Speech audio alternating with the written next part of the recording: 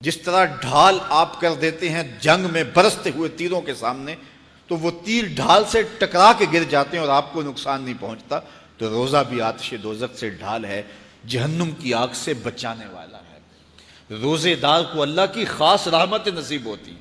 ایک حدیث میں آتا ہے کہ روزے دار کو دو خوشیاں نصیب ہوتی ہیں۔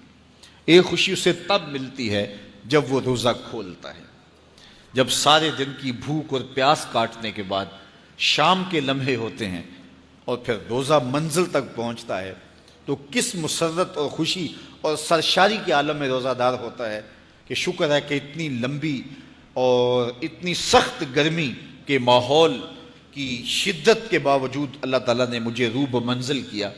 تو اس وقت ایک احساس اس کے ساتھ جڑا ہوتا ہے، اور پھر جب وہ ٹھنڈا اور میٹھا مشروب اپنے کام و دہن میں ٹپکاتا ہے اور وہ ٹھنڈا میٹھا مشروب اس کی رگوں کو تر کرتے ہوئے معدے کی طرف بڑھ رہا ہوتا ہے، اس کی زبان بولے نہ بولے دل اللہ کا شکر ادا کر رہا ہوتا ہے، اس کا ایک ایک عضو بدن رب کا شکرانہ ادا کر رہا ہوتا ہے۔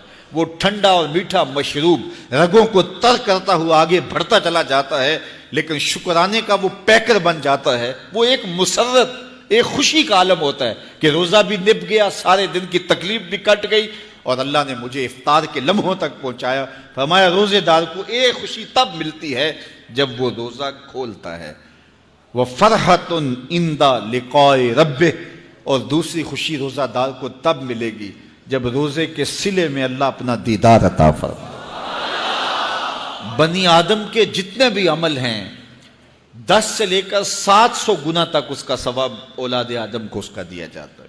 جتنا گڑ ڈالو اتنا ہی میٹھا، تو بعض کو 10 گنا، بعض کو 70 گنا، بعض کو 100 گنا، بعض کو 700 گنا، تو 10 سے لے کر 700 گنا تک بندے کے اعمال کا صلہ دیا جاتا ہے۔ لیکن میرے حضور نے فرمایا لیکن روزہ جو ہے اللہ فرماتا ہے وہ میرے لیے ہے اور اس کا اجر میں خود عطا کروں۔ جب وہ خود عطا کرے گا تو کتنا عطا کرے گا؟ سخی اتنا بڑا ہو تو پھر کیا عطا کرے گا؟ بلکہ بعض نے اس کو عجزی بہی کی بجائے عجزہ پڑھا ہے بصیغہ مجہول، کہ روزہ میرے لیے ہے اور اس کی جزا میں خود ہوں۔ باقی اعمال کی جزا جنت ہے، جنت کی نعمتیں ہیں اور بہت کچھ ہے، لیکن روزے کی جزا میں خود ہوں۔ اور جس کو وہ خود مل گیا پھر جنت میں مل گئی، جنت والا جو مل گیا پھر جنت میں مل گئی، جنت کی نعمتیں بھی مل گئیں۔ تو روزہ اللہ کی خوشنودی کا ذریعہ ہے، اس کی رضا کا ذریعہ ہے۔ تو خوش نصیب لوگ روزے کی برکتیں حاصل کرتے ہیں۔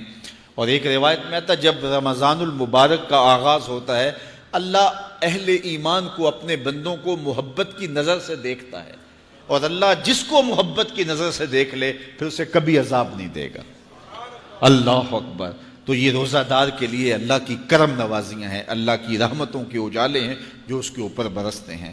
تو میں اور آپ اس ماہ انور کو، اس ماہ نور کو اس طرح سے گزاریں کہ ہمارے اندر کے پاپ دھل جائیں، ہماری غلاظتیں گناہوں کی مٹ جائیں، ہمارا سینہ صاف ہو جائے، ہم اہل ایمان کے لیے کشادہ دل ہو جائیں، ہمیں جو ہے وہ جھوٹ سے، تکبر سے، بخل سے، ریا سے اور دیگر امور بد سے اجتناب کرنے کی عادت پڑ جائے۔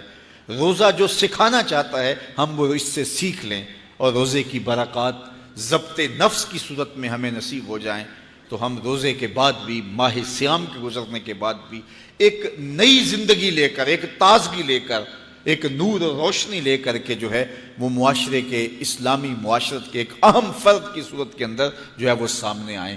تو اللہ اس ماہ صیام کی برکتیں ہمیں نصیب فرمائے۔